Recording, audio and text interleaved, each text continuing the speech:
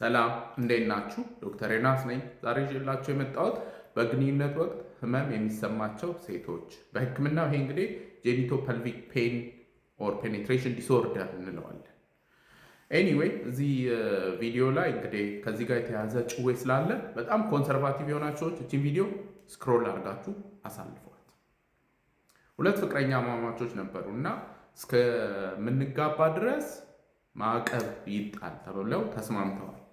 ከዛ ላልክ ሰርግ ቀናቸው ሲቃረብ አንዴ እንነጋገር አለችው እና የኔ ፍቅር በኋላ ሰርፕራይዝ እንዳትሆን ግልጹ ልንገርህ፣ ይኸውልህ እኔ ስፖንጅ ያለው ብራ ነው ማደርገው እና ጡቴ ትንሽ ናት፣ በኋላ ሰርፕራይዝ እንዳትሆን ላሳወቀ ብዬ ነው አለችው።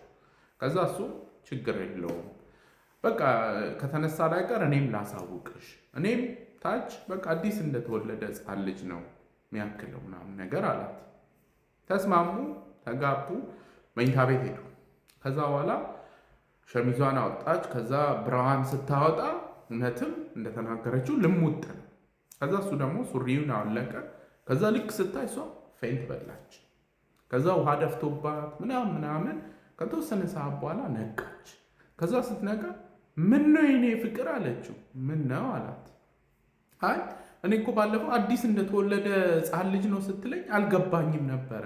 ለካ አንተ እያልክ የነበረው 3 ኪሎ ግራም ይመዝናል፣ 30 ሜትር ይረዝማል፣ ጭንቅላቱ ትልቅ ነው ማለትን አልገባኝም ነበረ አለችው።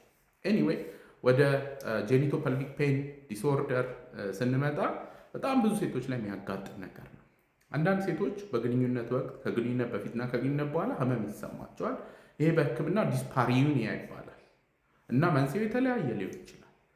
ጄኒቶ ፐልቪክ ፔን ዲስኦርደር ለማለት ዲስፓሪኒያ በተደጋጋሚ የሚያጋጥማት ከሆነ አንድ ሴት፣ ከዛ ባሻገር ደግሞ ገና ህመሙን ፈርታ ግንኙነት ስታስብ ገና የሚጨንቃት ከሆነ ወይም ደግሞ ጭንቀቱን በመፍራት ግንኙነት የምትሸሽ ከሆነ፣ ከዛ ባሻገር ደግሞ አንዳንድ ሴቶች ላይ የላቭ ካናል ይኮማተራል፣ ቫጂኒስመስ ይባላል። ስለዚህ በጣም ስለሚኮማተር እንትን ስለሚል በቃ ለግንኙነት በጣም አስቸጋሪ ነው የሚሆነው።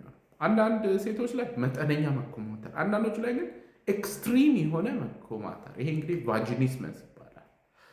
እነዚህ ነገሮች በተደጋጋሚ የሚከሰቱ ከሆነ አንድ ሴት ላይ ህክምና ያለው ነገር ነው። መጀመሪያ ግን የአእምሮ ሐኪም ጋር ከመሄድ በፊት የማህፀን ሐኪም ጋር መታየት ጥሩ ነው። ምክንያቱም ዲስፓሪዩኒያ በግንኙነት ወቅት ህመም የሚያመጡ የተለያዩ ነገሮች ሊኖሩ ይችላሉ። ኢንፌክሽኖች አሉ።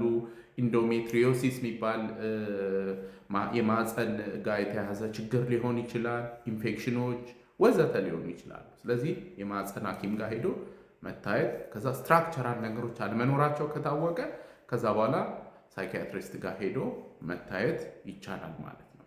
ህክምናውን በሚመለከት እንግዲህ እንደነገርኳችሁ ባዮሎጂካል ነገሮች የሚስተካከሉ ስትራክቸራል ነገሮች ካለ የማህፀን ሐኪሞች ያስተካክሉታል። ከዛ በኋላ ግን ሳይኪያትሪ ጋር ሲመጣ ያለው ነገር ብዙ ነገሩ ከልጅነት ጋር ስለ ጾታዊ ግንኙነት ካላቸው መረዳት ጋር ካለፈ ኤክስፒሪየንስ ጋር ጥቃት ጋር ወዘተ ሊያያዝ ይችላል እና እሱን ላይ ዲቴይል የሆነ ቴራፒ መስራት ያስፈልጋል። ከዛ በኋላ ደግሞ ፕሮግሬሲቭ የሆኑ ዳይሌተርስ መጠቀም፣ ኮምፈርተብል እንዲሆኑ ማድረግ ከተቻለ ደግሞ አብረው በህክምና ማስተካከል ይቻላል ማለት ነው። ለዛሬ ይዤላችሁ የመጣሁት ይህንን ይመስላል። ይህን ቪዲዮ ሪፖስት፣ ላይክ እና ኮፒ ሊንክ አድርጉ።